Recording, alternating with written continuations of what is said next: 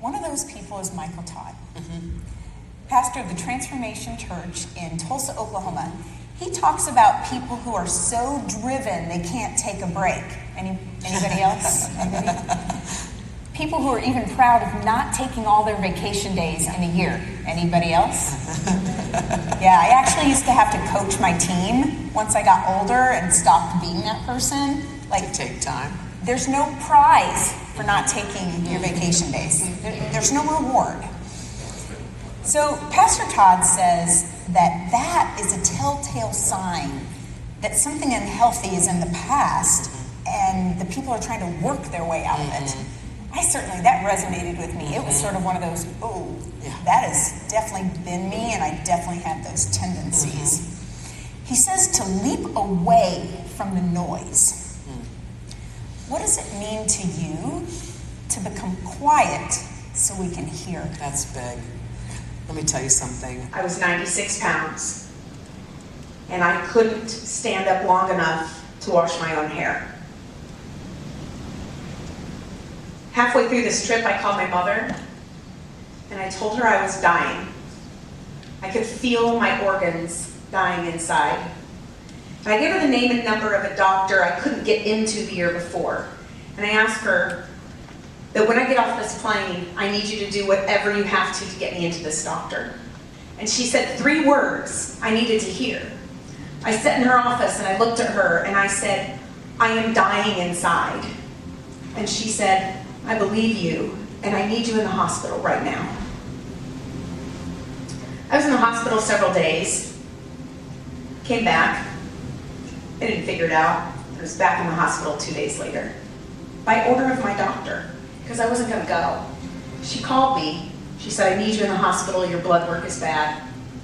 My best friend called me on the phone, and she said, how are you feeling? And I said, the doctor just called me, but I have all these things at work. I'm behind. I was gone for a week, then I was in the hospital. My work product is bad. My job is on the line. I don't know what to do. She dropped her job, her family, and her life. She came to my office, drug me out of there, and put me in the hospital. And this time I was assigned a big team of doctors. Everybody from the kidney doc, to the gastro doc, to the psychiatrist. Which means, folks, I have had a full psych eval and can really say I'm certifiably sane. But with all these doctors and their knowledge and experience and intellect, they weren't figuring it out. I had ultrasounds, I had biopsies, I had blood work, I had IVs in both arms keeping me alive. I couldn't get out of bed, I couldn't roll over. My mind wasn't there.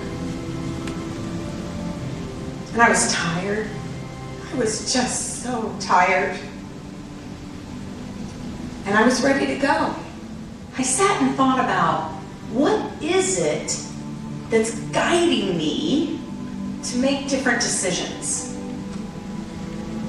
And I went back to a business term that you're all familiar with called core values.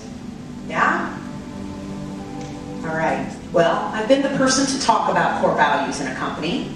I've been onboarded and people have talked to me about core values. I've even sat in a room and made up the core values. Yet, looking back on my career, I couldn't remember any of the core values anywhere I worked. So all these core values are out here, right? It's a pretty long list. Pretty much it goes in a break room, a back room. We don't really think about it. But the core values are what is guiding the organization and what it's doing.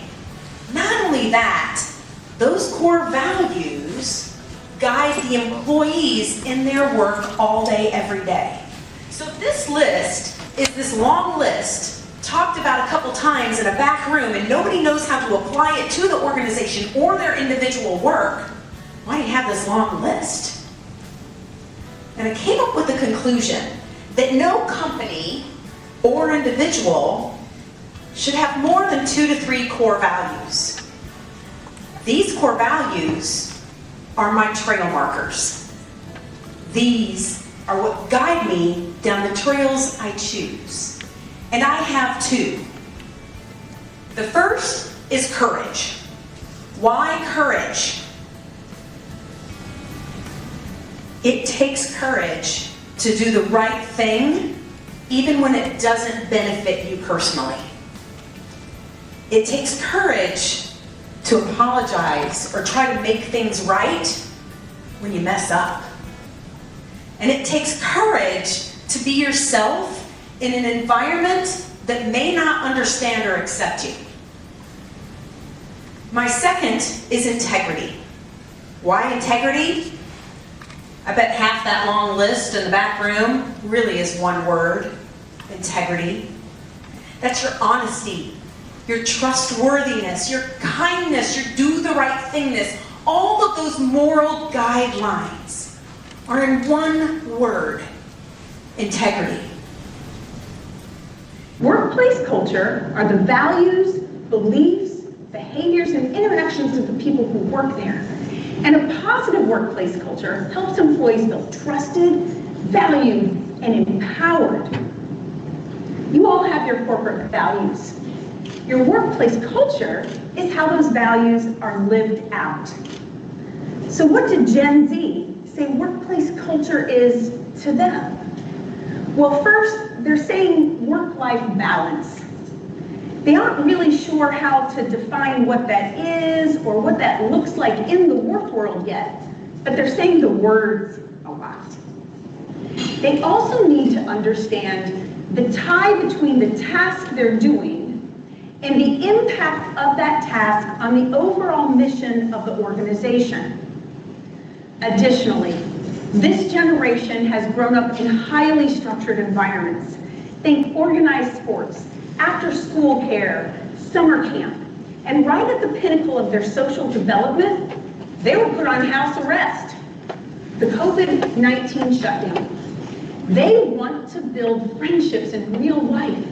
They want to build friendships with their colleagues, but they aren't quite sure how to do that yet.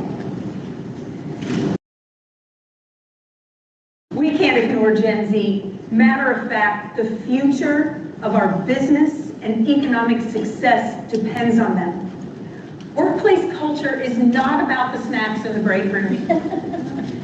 It's about how we invest in our colleagues and our peers and this newest generation. I believe the time and mentoring we put into Gen Z is going to pay off in innovation, in creativity, and we will have the opportunity to create the future leaders that we all know we need. I have equal frustration with Gen Z and the greatest hope that they're going to be some of the best leaders we've ever seen. Thank you so much for your time today. I appreciate it. This is the moment that you've been waiting for. The top-notch local boutiques and stores, the creative local designers, and of course the models making the clothes shine. Billy, Carrie, you've rocked this runway before. Let's do it again. Start the fashion show.